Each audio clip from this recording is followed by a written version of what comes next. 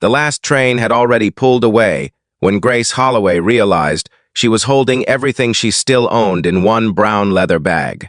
She stood beneath the station clock in Riverdale, Connecticut, watching the red lights disappear down the tracks while the evening sun stretched long shadows across the empty platform. At 31, Grace had always believed there would be another plan, another paycheck, another person she could call when life fell apart. But that afternoon, her landlord had changed the locks after months of missed rent. The small bakery where she worked had closed without warning, and the only relative who had promised her a spare room had sent a short message saying circumstances had changed. Grace stared at her phone until the screen went dark. Then, she whispered the 5 words she had been terrified to admit. She had nowhere left to go. Before we continue, if you believe kindness can rebuild a life, hope can survive the hardest seasons, forgiveness can heal old wounds, and everyone deserves compassion and a second chance, please like this video, share it with someone who needs encouragement, leave your thoughts in the comments, and subscribe to the channel. Stories of goodness matter most when people like you help carry them forward. Grace sat on a wooden bench and tried to look like someone waiting for a train. She kept checking the departure board even though she had no ticket and no destination. People hurried past with rolling suitcases, coffee cups, and families calling their names. Grace envied the simplest thing about them. They knew where they were going. Across the platform, a man named Nathan Mercer noticed her. Nathan was 36, a quiet carpenter returning from a renovation job in Hartford. He had seen sadness before.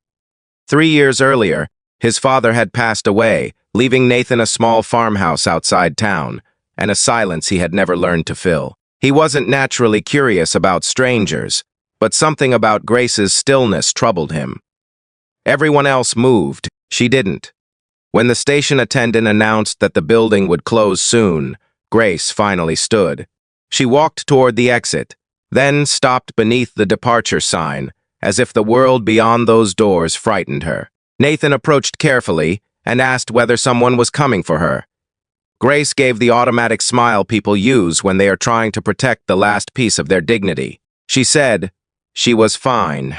Nathan nodded and walked several steps away, but then he heard the station attendant gently asking Grace where she planned to sleep. Her silence answered before she did. Nathan turned back.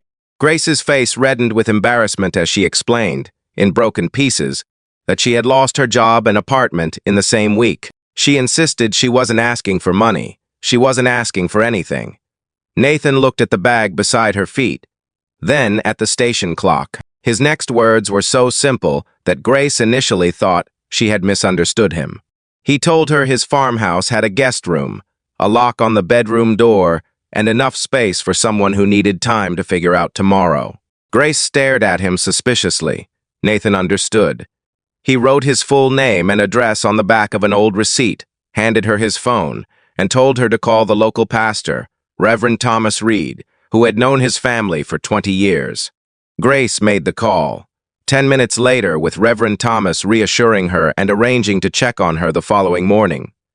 She finally looked at Nathan. She asked why he was doing this for a stranger. Nathan glanced toward the empty tracks and quietly admitted that years earlier, when his father became ill, neighbors had brought meals, repaired a broken fence, and sat with Nathan during nights when the farmhouse felt unbearable. He had spent 3 years wondering how to repay kindness that could never truly be repaid. Maybe, he said, kindness wasn't meant to be paid back. Maybe it was meant to be passed on. The first week at the farmhouse was uncomfortable.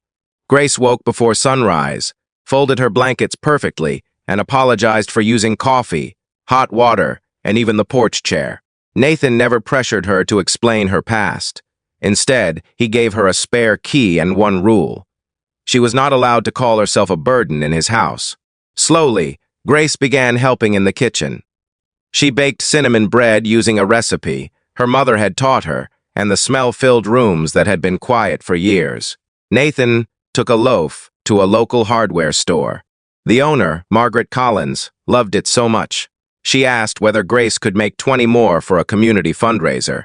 That small request changed everything. Grace spent an entire Friday baking.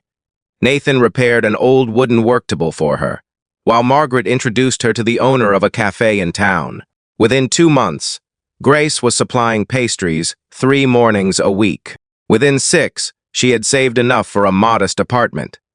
The day she received the keys, she stood in Nathan's kitchen, holding them with trembling fingers. She had dreamed about independence every night, yet suddenly leaving felt strangely painful. Then, Grace noticed an envelope on the table. Nathan had placed every dollar she had quietly given him for groceries into a savings account in her name. Grace began crying before she finished reading the note inside. Nathan had written that a safe place should never become another debt. Grace moved into her apartment, but she didn't disappear from Nathan's life. Sunday dinners became tradition. Reverend Thomas came occasionally, Margaret always brought too much food, and the lonely farmhouse gradually became a place filled with laughter. A year later, Grace opened a tiny bakery called The Open Door. Near the register hung a simple wooden sign Nathan had made. It read, "When someone has nowhere to go, sometimes hope begins with making room." If Grace and Nathan's story touched something in your heart, please show it by liking the video, sharing it, subscribing, or writing a few meaningful words below. Your engagement may help this story reach someone who is quietly wondering whether life can still change. And before this story ends, I have one special request. Please leave a comment saying, "Kindness makes room for hope," if you believe one compassionate choice can change the direction of another person's life. 2 years after that lonely evening at Riverdale Station, Grace returned to the same platform with Nathan beside her. The clock was still there, the train still arrived and disappeared. Grace looked toward the bench where she had once sat clutching everything she owned, pretending she had somewhere to be. Nathan asked what she was thinking about. Grace smiled through tears and said she finally understood something. That night, she had believed her life was ending because every door had closed. But sometimes, the door that saves you isn't a job, an apartment, or a perfect plan. Sometimes, it's a human being who sees you standing alone and quietly says, "Then stay with me. Hasenigan."